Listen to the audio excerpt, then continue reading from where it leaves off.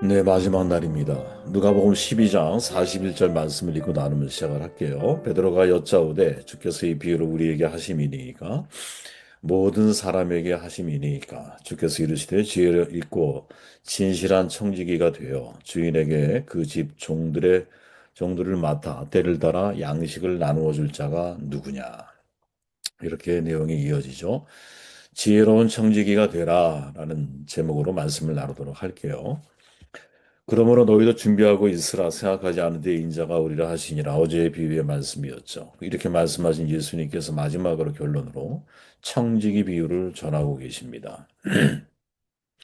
시작과 마무리를 연결해 보면 예수의 재림을 준비하는 사람은 지혜로운 청지기 의식을 가지고 살아가는 사람이구나.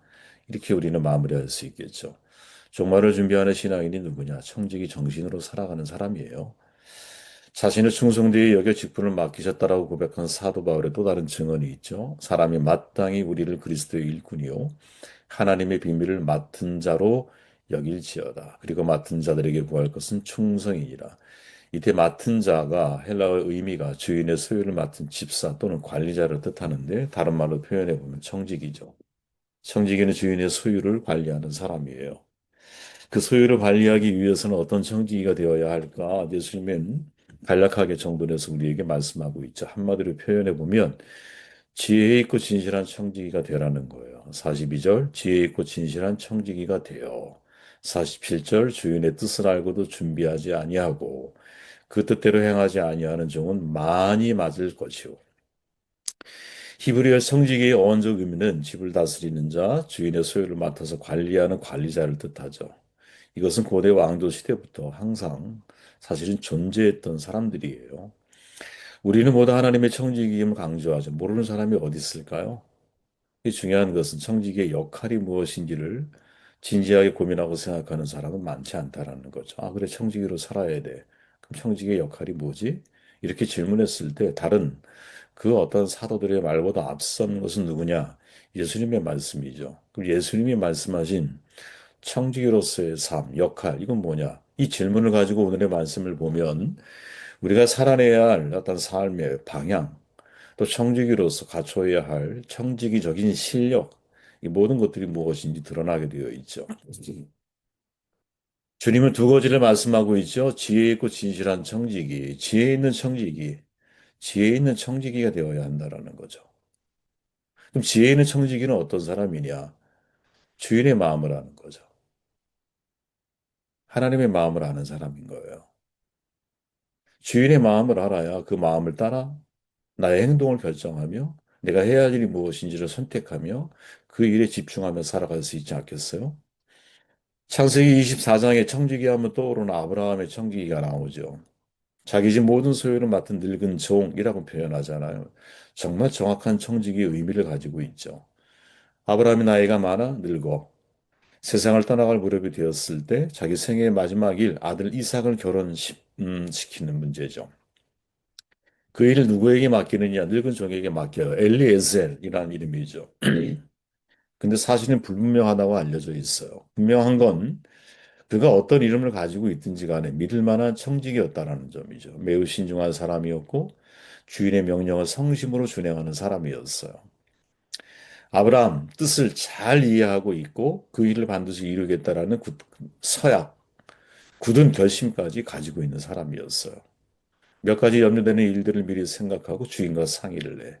그리고 만반의 준비를 다 갖추어서 여러 종들과 함께 길을 떠나요. 그의 고백을 들어보면 사실은 그의 마음 중심을 우리가 헤아리게 되고 그것이 우리에게 큰 감동이 되죠. 우리 주인 아브라함이 하나님 여호와의 원컨대 오늘날 나로 순적히 만나게 하사 나의 주인 아브라함에게 은혜를 베푸시옵소서.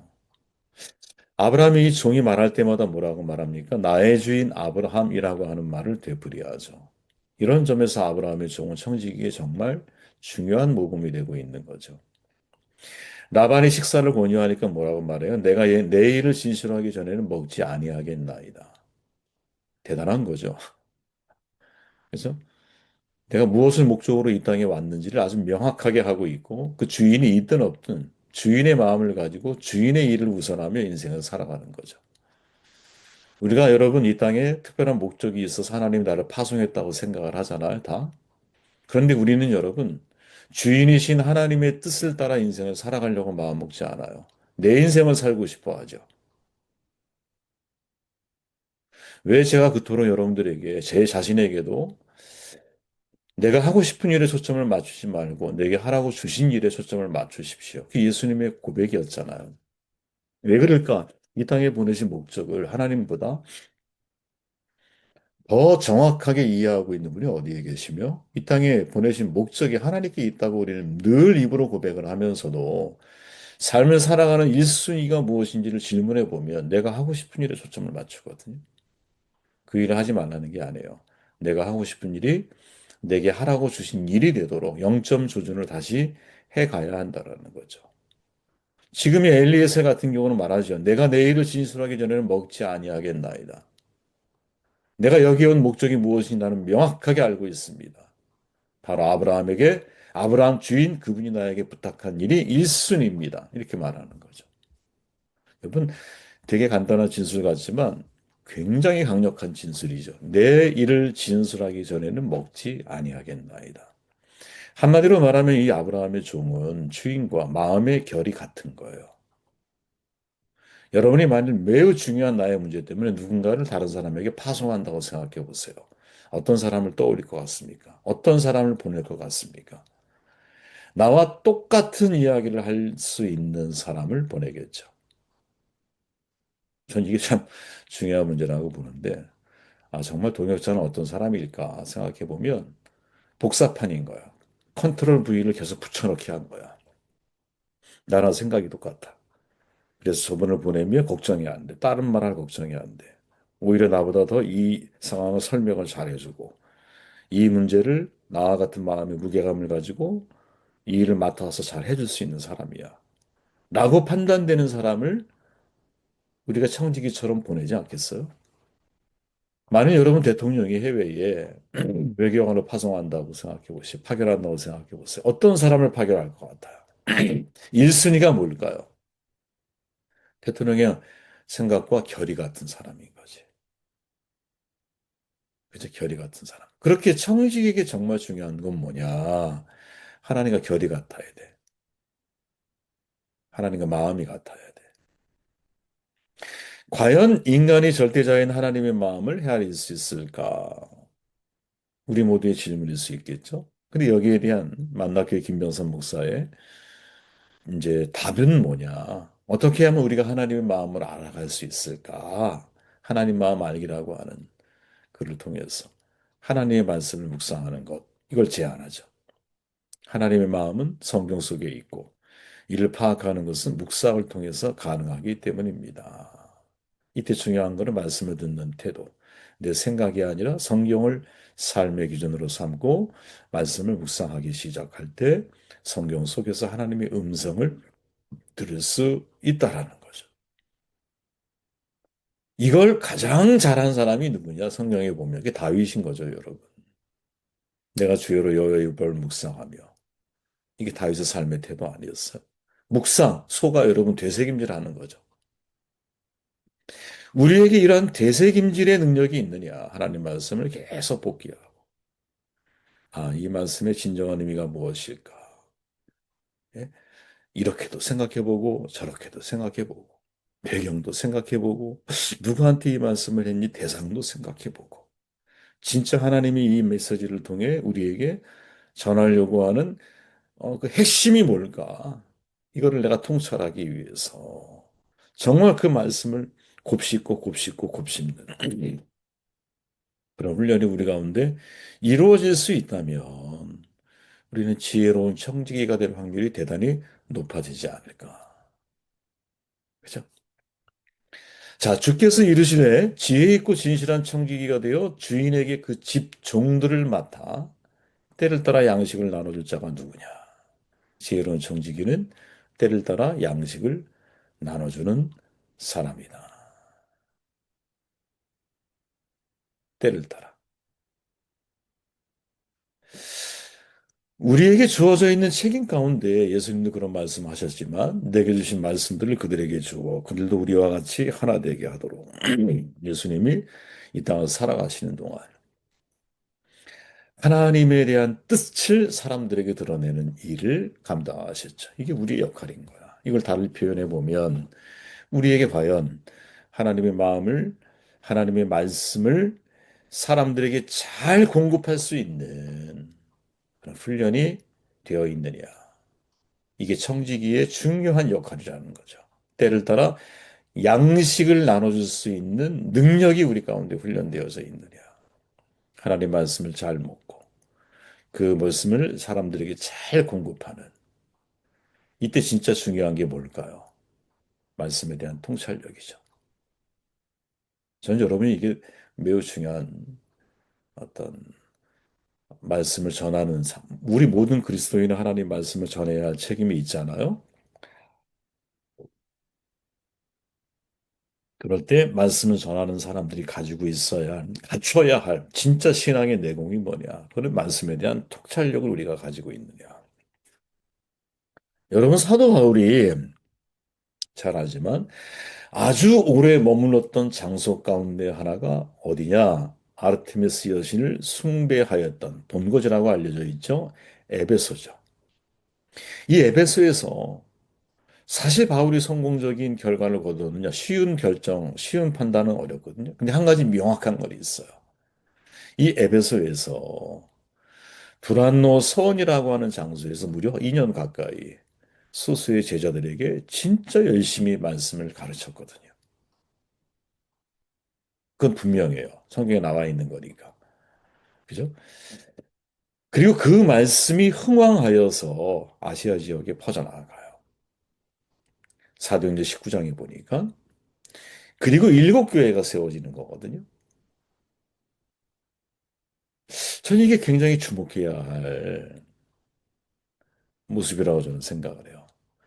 사도행전 19장에 가보면 여러분, 사도 바울이 회당에 들어가 석 달 동안을 담대히 하나님 나라에 대하여 강론하였다.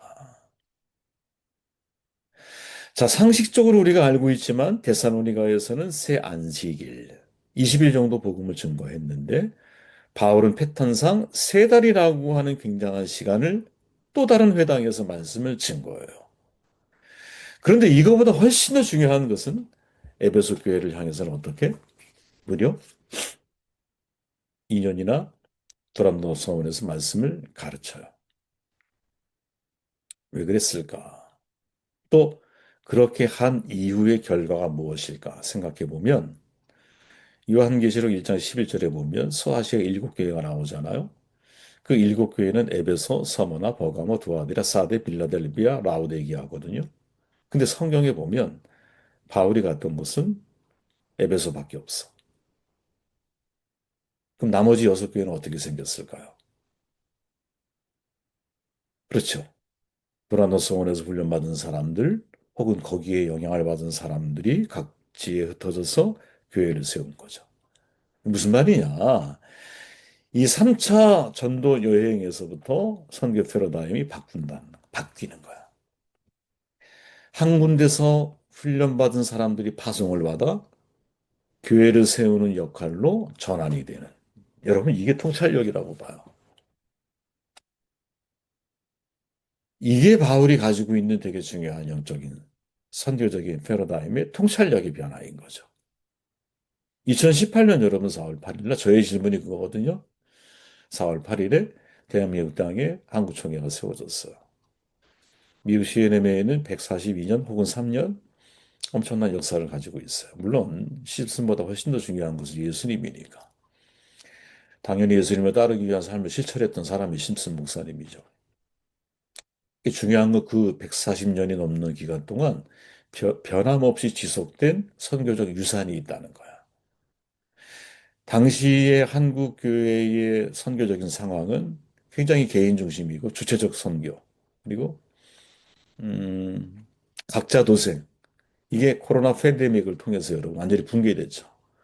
팬데믹 이후에 2만 명 이상 선교사들이 복귀했으니까 그리고 다시 나아갈 수 있는 상황이 여의치가 않는 완전히 환경이 바뀐 거예요. 그런데 그 시기에 얼라이언스 한국총회가 이 땅에 세워졌어요. 이유가 뭘까? 저의 질문이에요. 그리고 한국교회 선교의 특징은 각자 도생이야. 근데 얼라이언스 한국총회의 정신은 얼라이언스야. 말 그대로 동맹이야. 연합과 협력을 통해서 하나님의 나라를 세워가는 일에 가장 중요한 초점을 다루고 있어요. 두고 있어요. 그래서 교회든 선교단체든 서로가 하나님 안에서 한 몸을 이루어 가려고 그래. 그래서 글로벌 선교 네트워크를 만들어 가려고 하는 지향성을 가지고 있는 단체야. 그러면 우리가 한국 땅에 세워진 이유가 뭘까? 그것은 어, 얼라이언스 정신을 가지고 함께 하나님의 선교를 이루어가야 할 책임이 우리에게 있다. 우리는 교단으로서의 미래가 아니라 그것을 연결해 가는 연결자, 그렇게 무브먼트로서 선교를 감당해야 할 책임이 우리 가운데 있다. 이것이 제가 가지고 있는 선교에 대한 통찰이거든요. 얼라이언스에 대한. 그러면 여러분들이 가지고 있는 통찰력은 뭐냐? 이것을 고민하는 이번 한 주가 되시기를 바랍니다.